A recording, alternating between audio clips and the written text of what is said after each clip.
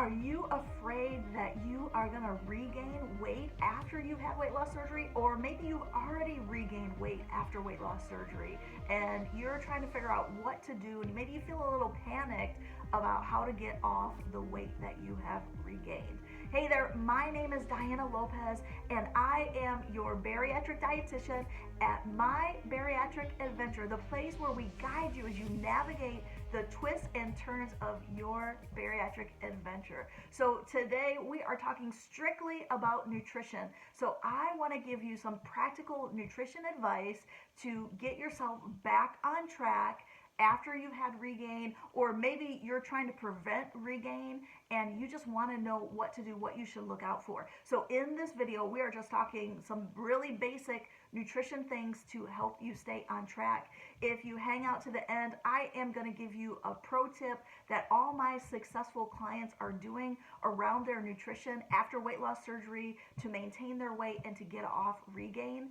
And then if you hang out to the very end, I've got a freebie for you as well. All right, so let's get rolling. Let's start talking about that practical nutrition advice. So I've got 3 great tips for you as you are struggling with how to overcome or how to prevent regain after weight loss surgery. So when we talk about nutrition, there are 3 things that are super important. One is to go back to the basics. Go back to the things that you learned in the beginning. We really pound it in the beginning to make sure you're getting all your protein, to make sure you're getting all of your fluid. So that's what I would suggest for you. Make sure that you're getting enough protein. Our minimum goal for protein is 60 to 80 grams of protein a day, and so you should be getting at least that. If you have questions about protein basics, we've got a video on protein basics, and I will link that in the description below for you. So 60 to 80 grams of protein a day is what you're shooting for. So you should be tracking what you're doing, paying attention to what you're doing, calculating in your mind, are you getting at least 60 to 80 grams of protein a day? You may have a different goal that you've received from your surgeon, your dietitian, that maybe is higher than that, and that's a-okay. Follow the goal that they've given you. All right, so at least 60 to 80 grams of protein, if not more. Make sure you're getting fluid, at least 64 ounces, calorie-free, caffeine-free liquid daily. So what I've seen with people is that when they're not getting enough fluid, sometimes they can mistake hunger for thirst. So you might be finding that you're running around a little bit dehydrated and you're hungry all the time. And once you start drinking more fluid, that you are actually not as hungry as you thought you were. So make sure you're getting your protein, make sure you're getting your fluid.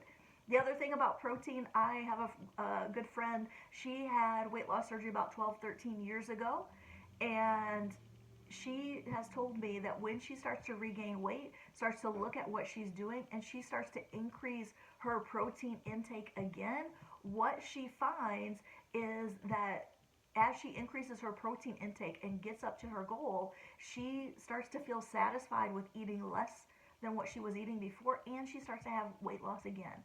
So that's another thing for you as well when we start to talk about protein, making sure that you're hitting that protein goal. All right, okay, and then behind protein, behind fluids, the next thing that we start talking about is, are you getting good healthy fats in your diet? Are you getting things like nuts and seeds and avocado, guacamole, olives, olive oil? Maybe you're using a little bit of butter to cook your eggs in, or you're adding a little flavor to your veggies. That's for healthy fats. And then carbohydrates, make sure you're adding high fiber, healthy carbohydrates to the things that you're eating. What I'll see with a lot of people is when they start to get worried about their weight, they stop eating carbohydrates. So they stop eating things like bread, rice, pasta, corn, potatoes, sweet potatoes, cereal, cracker, chip, tortilla. But maybe they start eating a lot more candy and they can't stand to be around a pan of brownies. They're wolfing them all down because they are so famished and so hungry all the time, or their thoughts are taken up with eating sweet stuff. So what I've found with my clients, when they start consuming good, healthy, high fiber carbohydrates, some of those feelings and cravings go away. So that might be things like, if you're doing bread, we would do like a nice high fiber whole grain bread. Dave's Killer Bread is great. Ezekiel Food for Life, those are great brands. You could also do a potato with the skin on to add more fiber to that. You could do sweet potatoes. You could do something like a winter squash, like butternut or acorn squash. You could also do things like corn. You know, maybe it's summertime where you're at and they're harvesting corn, so you're just dying for an ear of corn on the cob. So go ahead and have that. Or also things like whole grain tortillas or sandwich wraps or street tacos or even corn tortillas.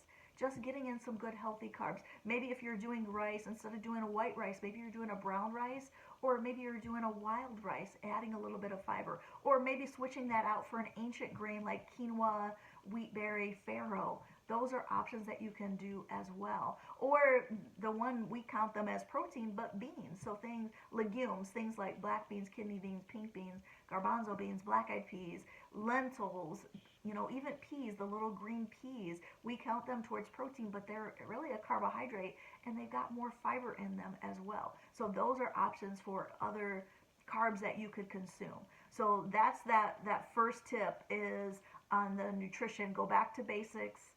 Protein first, get all your fluids, add in healthy fats, add in healthy high fiber carbohydrates, all right?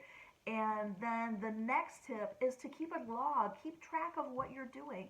So use an app like Bariatric or MyFitnessPal or Lose It, or if you've got one that goes with your Fitbit or your Apple Watch, use something like that to track your nutrition. You don't have to do it forever, but if you are off track and you are having regain, that's where I would start first. Start just tracking what you're doing to see where you're at. You might find that you're not getting enough protein. You might find that you are doing really good Monday through Thursday, and then Friday, Saturday, Sunday, your eating goes off the rails.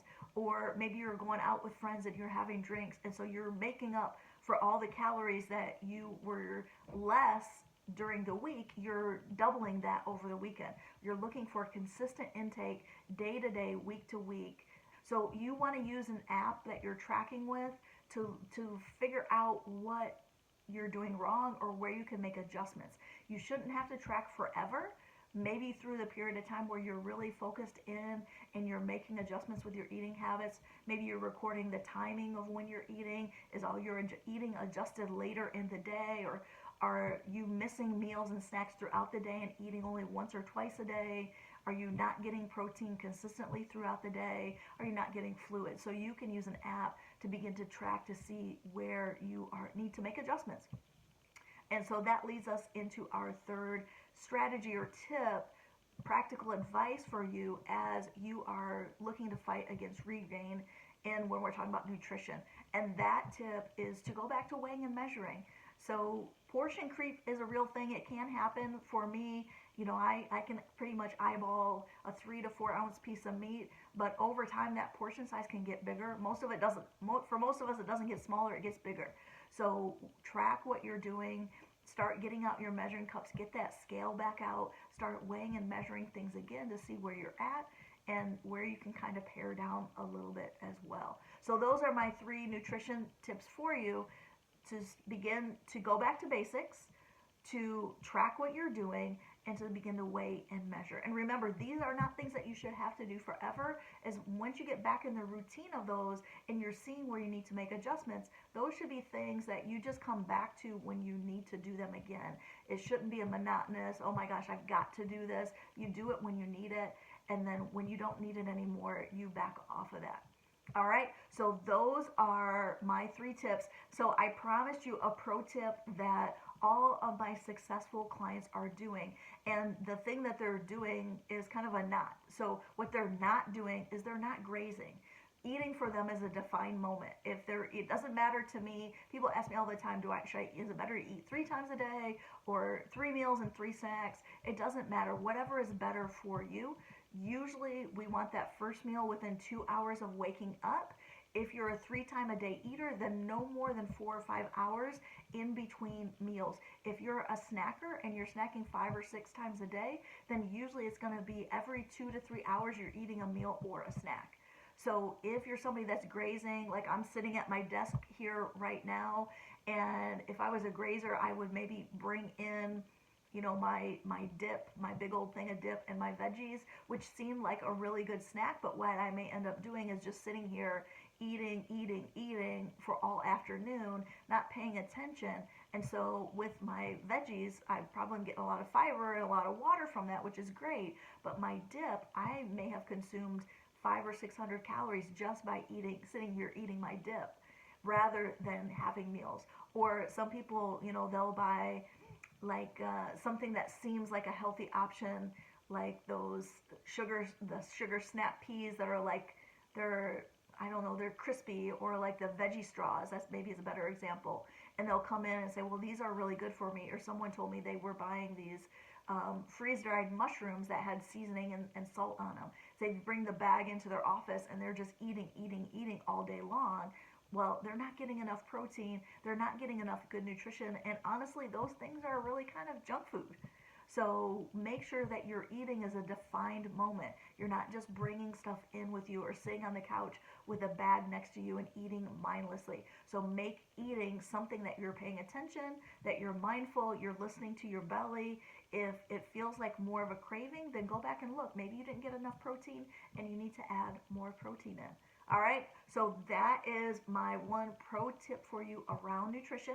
And the last thing for you, we have got our top 5 strategies for success after weight loss surgery. So go in the description below, click on that link, and get that freebie today. All right, if this video has been helpful, please hit the like button so it gets pushed out to more people that are struggling with regain. And if you want to hear more from us, please subscribe as well, and then every time we have a new video, you'll get notified of that. All right, well, you take care, and I'll see you soon. Bye.